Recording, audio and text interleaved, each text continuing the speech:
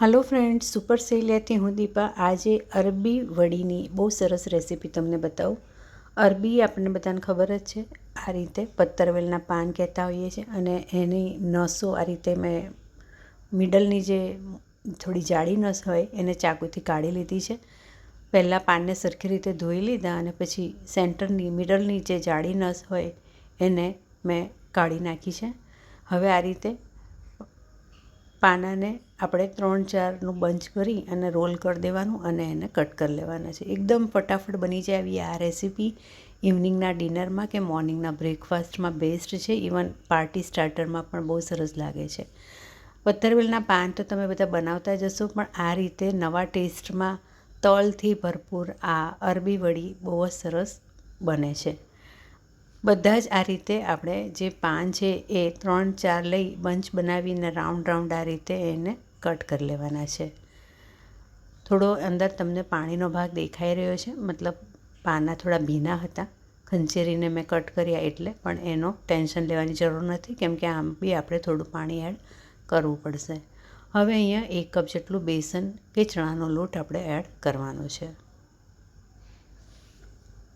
સાથે સાથે અહીંયા 1/2 કપ જેટલો ચોખાનો લોટ એડ કરવાનો છે. રેસીપીમાં થોડી તમને ગમે એ રીતે તમે મિલેટ્સ પણ, જુવારનો લોટ છે, રાગીનો લોટ છે, એ પણ એડ કરી શકો છો. એ લોટ એડ કરવા હોય તો ચણાના લોટનું પ્રમાણ અડધું કરી દેવાનું. ટૂંકમાં 10થી 12 પાના હોય એમાં આપણે 1/2 કપ જેટલો લોટ જોઈએ. લોટ ગમે તે એડ કરી શકો. મસાલામાં જોઈ શકો છો સામાન્ય મીઠું, મરચું, હળદર અને ધાણા જીરું 4 મસાલા મેં એડ કર્યા છે. બધું તમારા ટેસ્ટ પ્રમાણે એડ કરતા જવું. 1 ચમચી મીઠું મેં એડ કર્યું છે, 1.5થી 2 ચમચી જેટલું ધાણા જીરું, 1 ચમચી જેટલું લાલ મરચું, હળદર અડધી ચમચી, આમચૂર પાવડર આ મેં એડ કર્યો, એના બદલે લીંબુનો રસ પણ એડ કરી શકાય. આમચૂર પાવડર મેં અહીંયા 1/2 ચમચી અને 1.5 ચમચી જેટલો ગોળ એડ કરી લેવાનો છે. ગરમ મસાલો તમે ઈચ્છો તો એડ થોડો કરી શકો છો. અને બસ હવે બધા જ મસાલા મિક્સ કરી દેવાના છે. એક્સ્ટ્રા કોઈ વધારે મસાલા કરવાની જરૂર નથી. આપણા મસાલાના ડબ્બામાંથી જ આપણે રેગ્યુલર મસાલા જે છે એ બધા એડ કરી અને અહીંયા લગભગ 1/4 ગ્લાસ જેટલું મેં પાણી એડ કર્યું અને સરસ થોડું ઢીલું બેટર તૈયાર કરી લીધું.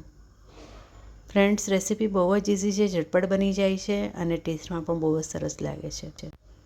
મેઇન જે છે આ રેસીપીમાં ફાઇનલ લુક તલ અને એકદમ ક્રિસ્પી એને જે આપણે રોસ્ટ કરીને બનાવીએ છીએ એ બહુ જ સરસ એનો લુક અને ટેસ્ટ આવે છે.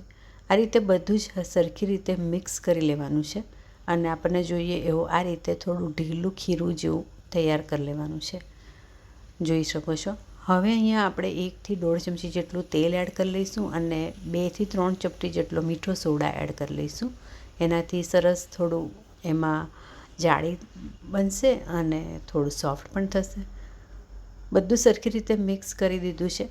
તેલ અને સોડા એડ કર્યા પછી બીજી બાજુ આપણે ઢોકળે મૂકી દેવાનું છે.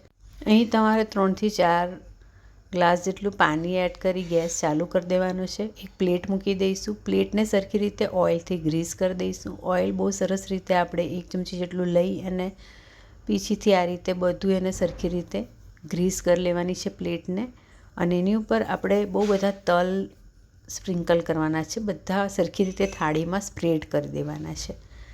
તલથી બહુ સરસ એનો ટેસ્ટ આવે છે અને લુક આવે છે. આ રીતે બધા તલ આપણે સ્પ્રેડ કરી દઈશું અને પછી ખીરું પાથરી દઈશું. ખીરું પાથર્યા પછી ઉપરથી પણ આપણે પાછા બહુ બધા તલ એની ઉપર એડ કરવાના છે. તો જો આ રીતે જોઈ શકો છો કન્સિસ્ટન્સી. ખીરું આ રીતે સાધારણ ઢીલું એવું રાખવાનું છે. એને સરખી રીતે પાથરી દેવાનું છે અને ઉપરથી ફરીથી આપણે સફેદ તલનું એક લેયર કરી દેવાનું છે.